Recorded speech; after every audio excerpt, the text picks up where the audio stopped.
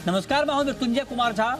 शाम के 5:30 बज चुके हैं और अगले आधे घंटे तक आपके सवालों का सबसे बड़ा मंच तैयार है। अगर आपने कमोडिटी में ट्रेड किया है या फिर नया ट्रेड करना चाहते हैं, जानना चाहते हैं कि आपके लिए कहां पर कमाई के मौके हैं, तो आप सवाल पूछिए। नंबर आप नोट कर लें 02223001634। इसके अलावा आप 02223001635 पर भी अपना सवाल पूछ सकते हैं। और आज की चर्चा में हमारे साथ मेहमानों का एक खास पैनल है। हमारे साथ हैं रवि दियोरा, कुंवरजी ग्रुप के, अजय केडिया हैं केडिया कमोडिटी के, कुणाल शाह हैं निर्मल बैंक के, और गजेंद्र पारक राजहंस गम इंडस्ट्रीज के ग्वार पर बात करने के लिए, और नीरज देसाई होंगे एडब्ल्यूएल की कीमतों पर बात करने के लिए। चलिए आगे बढ़ते हैं और सबसे पहले हम बात करते हैं गोल्ड की, क्योंकि गोल्ड की कीमतों में तेज गिरावट आज आई है और अभी भी एमसीएक्स पर सोने का भाव करीब 400 रुपए नीचे है। चांदी में भी अच्छी खासी गिरावट दिख रही है और इस वक्त चांदी का भाव अगर आप देखें एमसीएक्स पर, हालांकि इंट्राडे में काफ़ी ज़्यादा गिरावट थी, अभी भी मार्केट करीब 1450 रुपये नीचे है, 71,290 के स्तर पर है। तो सोने चांदी में तेज़ गिरावट। सवाल यह है कि मार्केट में इतना पैनिक क्यों है? कुणाल जी, क्या वजह आप देख पा रहे हैं? एक तो डॉलर स्ट्रांग हुआ, ये बात ठीक है। यूएस में दरों में बढ़ोतरी की बातचीत फिर से शुरू हो गई है, ये सारी बातें अपनी जगह ठीक है, लेकिन क्या ये गिरावट पैनिक है या आपको लगता है कि वाकई फंडामेंटल में कुछ बदलाव हुआ है? ये फंडामेंटल में कोई बदलाव नहीं हुआ है, पर अभी जो सबसे बड़ा रीजन है गोल्ड सिल्वर के डाउनसाइड के लिए, वो कल जो हमने one of the Fed member की जो स्पीच देखी, उन्होंने 2 रेट हाइक की बात की है। फ्राइडे को पावेल साहब ने बोला कि हम आगे जाके रेट हाइक बंद कर देंगे, तो गोल्ड सिल्वर बढ़ गया। कल स्टेटमेंट आया कि हम लोग जून के बाद 2 रेट हाइक करेंगे, तो ऑटोमेटिकली गोल्ड में प्रेशर आ गया। अभी फिर से कोई स्टेटमेंट आता है कि हम रेट हाइक नहीं करेंगे, तो फिर से गोल्ड सिल्वर बढ़ जाएगा। तो ये तो वॉलेटिलिटी है। ये फेड के सभी मेंबर अपने अपने अलग अलग स्टेटमेंट मार रहे हैं और वो हिसाब से मार्केट में इसकी इम्पैक्ट आ रही है। कुणाल जी, कुछ करते क्यों नहीं? आप रुकिए ना, इन लोगों को अलग अलग बयानबाजी क्यों कर रहे हैं? हमारे हाथ में है Mrityunjay ji, that is very unfortunate that आज कोई भी सेंट्रल बैंक की जो मैंडेट होती है वो है क्लैरिटी देने की। जैसे अभी आरबीआई ने अपनी मीटिंग में कह दिया कि हम आगे जाके इंटरेस्ट रेट अभी हाइक नहीं करने वाले हैं, तो उसके बाद कोई स्टेटमेंट या कोई स्पीच नहीं आती है। बट यूएस में हर रोज कोई ना कोई फेड के नए मेंबर आके नए स्टेटमेंट मारते हैं और उसके ऊपर मार्केट में मूवमेंट आ जाती है। तो मेरा ध्यान 1950-1940 के बीच में है, गोल्ड में तेजी करने का मेरा ध्यान है। 59,500 के आसपास गोल्ड में बाइंग करनी चाहिए और नीचे थोड़ा बहुत जाएगा तो डरना नहीं चाहिए। डेट सीलिंग पास हो जाती है तो $10-15 और नीचे जा सकता है, पर ये लेवल से मुझे मंदी नजर नहीं आ रही है। मुझे लग रहा है कि बाय टिप्स की रणनीति अपनानी चाहिए। अच्छा, आप कहें कि इस लेवल पे आपको और गिरावट ज़्यादा नहीं दिख रही है, लेकिन अजय जी, मैं अगर आपसे पूछूं, जो बात कुणाल जी कह रहे हैं कि बहुत ज़्यादा गिरावट यहाँ से नहीं है, लेकिन मान लीजिए जो डेट सीलिंग की बातचीत हो रही है, अगर डेट सीलिंग वाला मामला सॉल्व हो जाए तो क्या कुछ तेज़ गिरावट आपको दिख रही है, या आपको भी लगता है कि हाँ, उसके अगर ये हो भी जाता है तो 10 से 15 डॉलर से ज़्यादा दाम नहीं गिरेंगे? नमस्कार।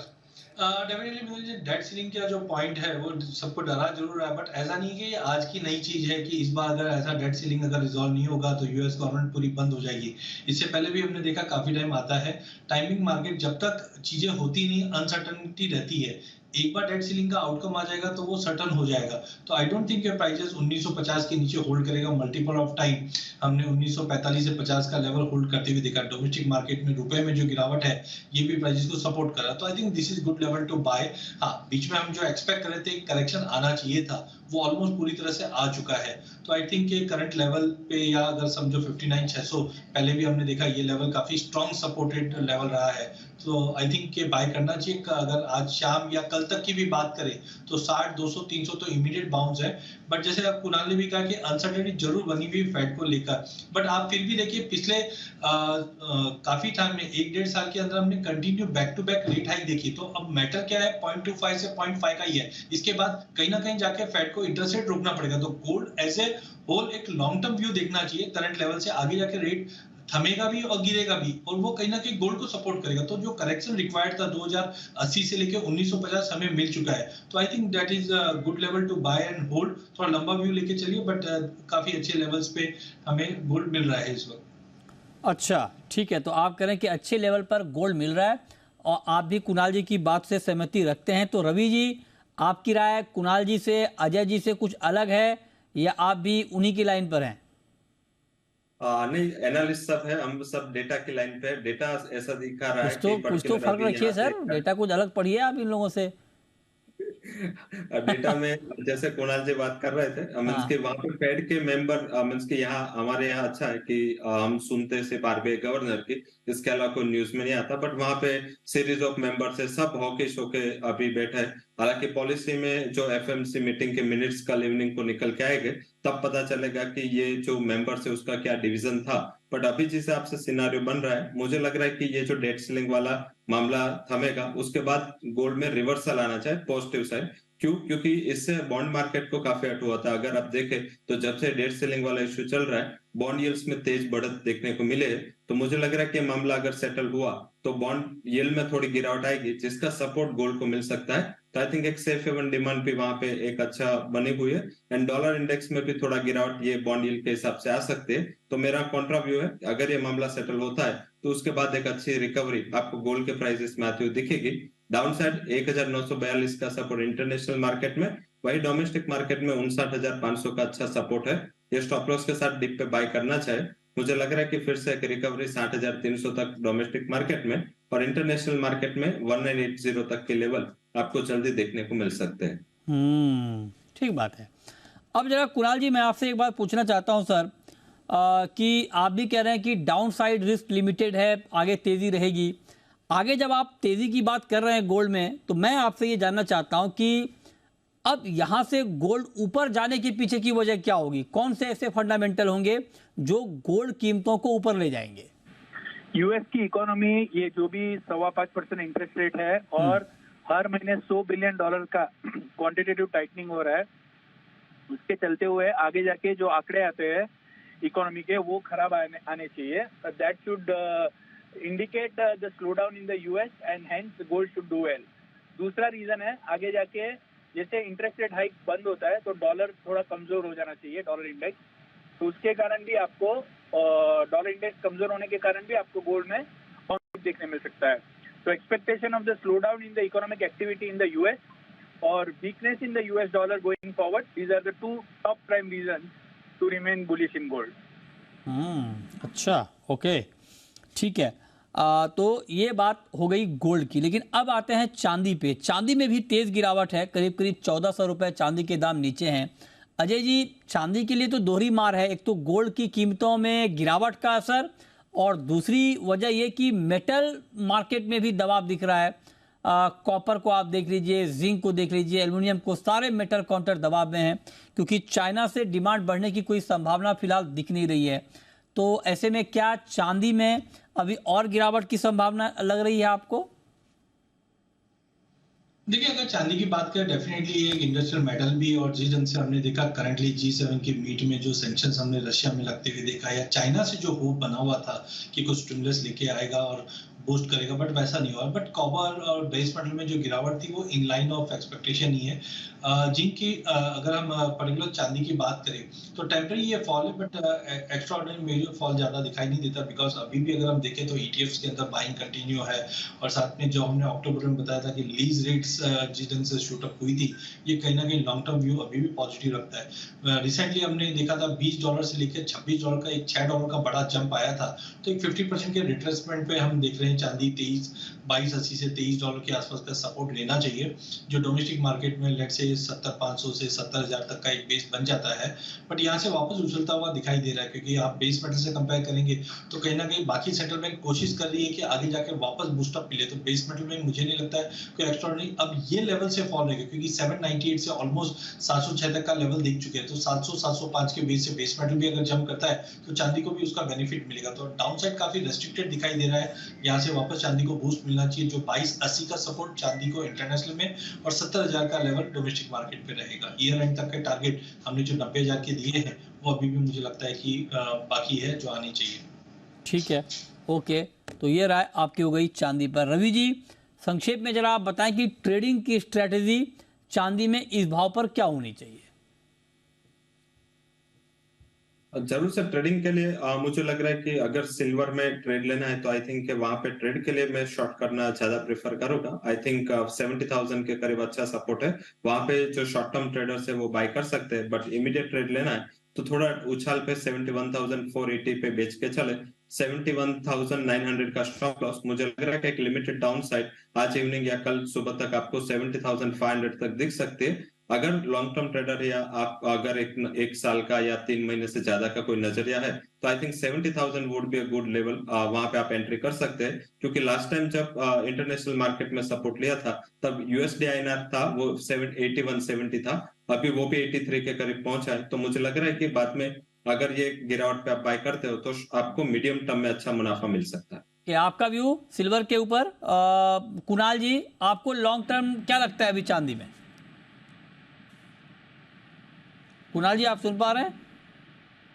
हाँ जी, हाँ, सिल्वर में मुझे लग रहा है 70,000 के आसपास बाइंग रेंज है। 70,000 के आसपास बाय करना चाहिए 69,500 600 के स्टॉप लॉस के साथ, और ऊपर में है 72,000 के टारगेट रखने चाहिए। 72 ही बस?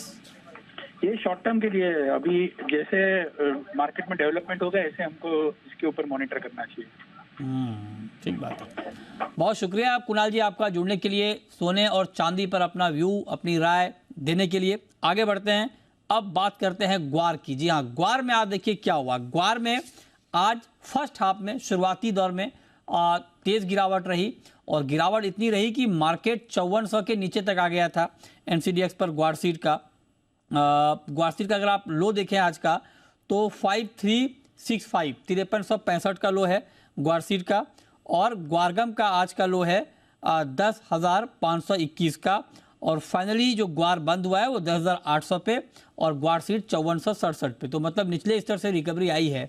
हमारे साथ गजेंद्र पारक हैं, राजहंस गम इंडस्ट्रीज के। गजेंद्र जी, बहुत बहुत स्वागत है आपका। क्यों पैनिक मच गया सर आज ग्वार में? नमस्कार मृत्युंजय जी।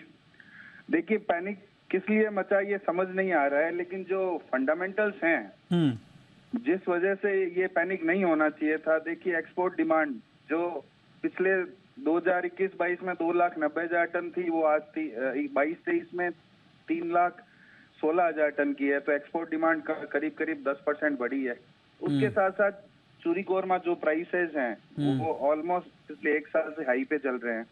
उसके बावजूद भी ये गिरावट आई है। तो ये गिरावट बिल्कुल सस्टेनेबल भी नहीं रही, और ये गिरावट किस वजह से आई ये समझ नहीं आ रहा है या गिर रहा है?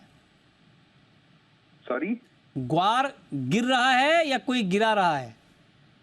मुझे तो लग रहा है कोई गिरा रहा है। अदरवाइज देखिए मृत्युंजय जी, जिस कमोडिटी का फंडामेंटल इतना स्ट्रांग होगा उसमें अगर ऐसी गिरावट आती है तो सच में संदेह के घेरे में जरूर आता है कि कोई ये कार्टेल बना के इसको गिराने की कोशिश कर। कौन गिरा रहा है गजेंद्र जी? देखिए, ये इस बारे में मैं नहीं आप बता तो बहादुर व्यक्ति हैं, आपको बताना चाहिए नाम। इतना यंग हैं आप, आपके पास तो इतनी जानकारी है, इतना सोर्स है। नहीं, अगर मुझे मालूम होता तो मैं जरूर बताता। तो कुछ हिंट दे पाएंगे कहाँ से गिर रहा है?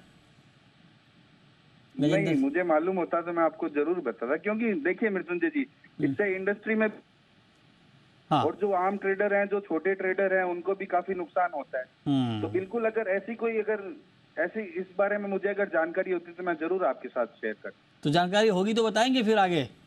जरूर। अच्छा, एक बार बताइए गजेंद्र जी कि क्योंकि ये कहा जा रहा है कि जो एक्सपोर्ट की डिमांड है वो बढ़ नहीं पा रही है, इसमें क्या सच्चाई है? देखिए मृत्युंजय जी, जो एक्सपोर्ट डिमांड है वो पूरी सस्टेनेबल डिमांड है, ना कम ना ज्यादा। जो एक्सपेक्टेशन थी एक्सपोर्ट डिमांड बढ़ने की, उसके अनुपात में नहीं बढ़ रहा है, लेकिन फिर भी एक्सपोर्ट डिमांड आप कह सकते हैं जो आज से 2 साल पहले 16-17,000 टन गम जा रहा था, वो आज की डेट में 24 से 25,000 टन गम जा रहा है, जो कि ये सस्टेनेबल डिमांड है। इसको ना आप कम कह सकते हैं ना ज्यादा कह सकते हैं। अच्छा, ओके। तो आपके हिसाब से अभी ग्वार सीड का और ग्वार गम का फेयर प्राइस क्या होना चाहिए? देखिए, फेयर प्राइस के लिए गम 12,000 रुपए का गम जो आज के सिनेरियो में जो डिमांड है उसके अकॉर्डिंग देखें तो 12,000 का गम एकदम फेयर प्राइस है। क्योंकि आप देखिए, पिछले साल से आपका INR रुपीज भी काफी वीक हुआ है। INR उससे भी 82 83 के अराउंड पहुंच गया है, तो इसका भी इम्पैक्ट प्राइसेस में आना चाहिए। तो मेरे हिसाब से 12,000 रुपए गम और 6,000 रुपए ग्वार एक फेयर प्राइस। अच्छा, 6,000 ग्वार सीड और 12,000 ग्वार गम आप कह रहे हैं कि फेयर प्राइस है। ये प्राइस अभी के फंडामेंटल के अकॉर्डिंग होना चाहिए, जो कि नहीं है। तो देखेंगे आगे कि इसमें क्या बदलाव होता है, क्योंकि मानसून एक बड़ा फैक्टर होगा आगे, और मानसून की चाल आगे क्या रहती है उस पर बहुत हद तक ग्वार की चाल डिपेंड करेगी, निर्भर करेगी। शुक्रिया गजेंद्र जी आपका हमारे साथ जुड़ने के लिए और ग्वार पर बात करने के लिए। आगे बढ़ते हैं, बात करते हैं पाम तेल की। और पाम तेल को लेकर रिपोर्ट ये है कि मई में 27 महीने में, जी हाँ 27 मंथ में सबसे कम इंपोर्ट रहने की संभावना है। 4,11,000 टन मई में इंपोर्ट होने की संभावना जताई जा रही है। सूरजमुखी तेल इंपोर्ट 28% बढ़ने का अनुमान है। सोया तेल इंपोर्ट में 16% की बढ़त संभव है, लेकिन पाम तेल का इंपोर्ट 27 महीने में सबसे कम रह सकता है। हमारे साथ नीरव देसाई हैं, GGN रिसर्च के जुड़ रहे हैं। नीरव जी बहुत बहुत स्वागत है आपका। ऐसा क्यों सर कि नीरव जी मेरा सवाल आपसे है सर कि आपके हिसाब से ऐसा क्यों कि पाम तेल के इंपोर्ट में तेज गिरावट मई के महीने में संभव है? नीरव जी आप सुन पा रहे हैं? हाँ जी। मेरा सवाल आपसे ये है सर, एक रिपोर्ट आई है, एक अनुमान आया है कि मई में 27 महीने में सबसे कम इंपोर्ट पाम तेल का रह सकता है। ऐसा क्यों? इसका रीजन ये रहा है कि इंडोनेशिया की एक्सपोर्ट पॉलिसी रमजान के कारण रेस्ट्रिक्टिव रही है। उन्होंने डोमेस्टिक मार्केट ऑब्लिगेशन पे भी काफी फोकस किया। उसके कारण पाम के prices for the month of March and April shipment बहुत ऊंचे थे, और इंडिया ने काफी अच्छी क्वांटिटी में नवंबर महीने से लास्ट ईयर से अच्छा इंपोर्ट पाम का कंटिन्यूस करते आ रहे थे हम मार्च महीने तक। तो अच्छा हमारे पास भी स्टॉक था, और इंडोनेशिया में रमजान के लिए और ईद के लिए वो लोग चाहते नहीं थे कि बहुत ज्यादा एक्सपोर्ट हो। तो इस कारण से इंडिया के पास सफिशिएंट स्टॉक भी था और इंडोनेशिया की प्राइसेस भी हायर थी। इस कारण इंडिया का इंपोर्ट कम हुआ। बट ये आने वाले महीनों में धीरे धीरे स्मूदन आउट भी हो जाएगा, और फिर हमें जून शिपमेंट जुलाई शिपमेंट से पाम का एक रेगुलर स्टेडी इंपोर्ट आता हुआ दिखेगा। तब तक के लिए इंडिया के पास सफिशिएंट स्टॉक भी है। अच्छा, स्टॉक सफिशिएंट है और इसलिए आप कह रहे हैं कि इंपोर्ट में गिरावट आ सकती है। लेकिन सर सूरजमुखी तेल का इंपोर्ट 28% बढ़ने वाला है, इसकी संभावना है। सोया तेल का इंपोर्ट 16%, इसके पीछे की वजह? तो इसमें इनका इंपोर्ट तो रेगुलर रहेगा। सोया की जब बात करें तो वहाँ तो अर्जेंटीना ब्राजील में पीक सीजन है क्रशिंग का अभी हाल, तो वहाँ से अब एक रेगुलर फ्लो बना हुआ है। और सनफ्लावर में अभी एक ओवरऑल कॉरिडोर एक्सटेंड होने के बाद भी और जनरल एक फ्लो रेगुलर रहा है। तो रशिया से, यूक्रेन से, इवन अर्जेंटीना से तेल रेगुलर आ रहा है, तो उसमें कोई इशू नहीं है इंपोर्ट में। अगेन उनमें भी स्टॉक सब सफिशिएंट है। India is a very well supplied market for edible oils just now. Okay, ठीक है। तो ये राय बन रही है आपकी कि इंपोर्ट के आंकड़े इस तरफ से क्यों रह सकते हैं। अच्छा, एक सवाल नीरव जी आपसे और प्राइस के ऊपर सर, अभी एडिबल ऑयल का प्राइस और कम होने वाला है इंडिया में? प्राइस में ऐसा है कि पाम का प्राइस आगे जाके थोड़ा सा सस्ता है, $50 से $60 जून जुलाई शिपमेंट के बाद में, तो हल्का फुल्का असर वहाँ आ सकता है। बाकी सोयाबीन ऑयल का प्राइस आई वुड से कि लोएस्ट लेवल पे चल रहा है स्पॉट मंथ का। सनफ्लावर ऑयल का भी स्पॉट मंथ का प्राइस लोएस्ट लेवल पे चल रहा है, और मुझे नहीं लगता है कि यहाँ पे कोई बहुत बड़ी मंदी इन दोनों तेलों में आ सकती है। और पाम में भी जो इन्वर्स है वो $50 का सिर्फ इसीलिए कि जून तक जुलाई तक स्टार्टिंग तक थोड़ा सा स्टॉक टाइट है इंडोनेशिया मलेशिया में। बाद में they are seeing a relax stock there, जो कि आगे जाके दिसंबर तक के मंथ्स में कोई बहुत बड़ा इन्वर्स नहीं है। सो आई थिंक पाम भी एक बार जो ये $40-50 का जुलाई अगस्त अराइवल बेसिस में एक बार जो झटका ले लेगा, उसके बाद में वहां पे भी कोई बहुत बड़ी मंदी अभी इंटरनेशनल मार्केट्स में दिखती नहीं। शुक्रिया नीरव जी आपका जुड़ने के लिए और एडिबल ऑयल पर डिटेल में बात करने के लिए। अब जरा अजय जी हमें ये बताएं सर कि मेटल में भी ठीक ठाक गिरावट आ गई है, कॉपर में, जिंक में, बाकी मेटल में, तो क्या मेटल मार्केट अभी दबाव में ही रहेगा? बिल्कुल मिथुन जी, अगर हम देखें पहले भी हमने चाइना से जो एक्सपेक्टेशन थी वो कहीं ना कहीं बीट नहीं हो पा रही थी, जिसकी वजह से दबाव था। साथ में G7 की जो अभी लेटेस्ट मीट थी जिसके अंदर हमने देखा सैंक्शंस को लेकर और कड़ा रवैया दिखाया गया, जिसकी वजह से माना जा रहा है कि जियोपॉलिटिकल कंसर्न कंटिन्यू रहेगा। तो कॉपर में नो डाउट पहले भी हमने देखा 704-5 के आसपास का सपोर्ट लेता है, तो एक थोड़ा उछाल आ सकता है। 714 तक बेच के चलिए, 718 का स्टॉप लॉस रहेगा, 704 का टारगेट रहेगा कॉपर में। जिंक के अंदर भी हमने पूरे 5 महीनों के अंदर 303 से लगभग हम काफी अच्छा फॉल देख चुके हैं। 220 215 के आसपास आ चुका है। यहाँ पे भी एक थोड़ा बाउंस मिल सकता है, 220 के करीब बेच के चलिए, 213 तक के टारगेट मिलेगा। तो टाइमिंग 1-2 दिन हो सकता है मार्केट में गिरावट रहे, बट वीकेंड तक या अगले महीने में वापस रिकवरी मिल जाएगी। तो टेम्पररी एक गिरावट कॉपर में और जिंक में देखने मिल सकती है। अच्छा, टेम्पररी आप कह रहे हैं कि गिरावट कॉपर में और जिंक में देखने को मिल सकती है, इस पर आप नज़र बनाकर चल सकते हैं। आपकी टॉपिक कोई रवि जी बेस मेटल में जहां पर आपको लगता हो कि ट्रेड लेना बेहतर हो सकता है? जरूर से बेस मेटल में 2 रिकमेंडेशंस रहेगी। मेरी जिंक में मेरी सेलिंग की रिकमेंडेशन है, जब तक चाइना से कोई पैकेज रिलेटेड अनाउंसमेंट नहीं आते या चाइना के मैक्रो जो नेक्स्ट वीक आने वाले हैं उसमें कुछ हमें स्विंग नहीं दिखता, तब तक मुझे लग रहा है कि प्राइसेस थोड़ा दबाव में रह सकते हैं। कमोडिटी स्पेसिफिक जिंक में भी इक्वली करें। डाउन साइड मुझे लग रहा है 212.80 तक के लेवल दिखने चाहिए।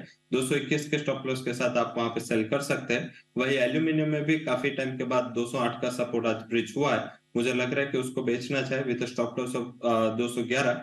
डाउन साइड मुझे लग रहा है 203 तक के लेवल दिखने चाहिए। तो मेरा रिकमेंडेशंस दोनों कमोडिटी एल्यूमिनियम एंड जिंक में इक्वली करेगा। ठीक है, शुक्रिया रवि जी आपका हमारे साथ जुड़ने के लिए। अजय जी आपका भी शुक्रिया तमाम सवालों के जवाब देने के लिए।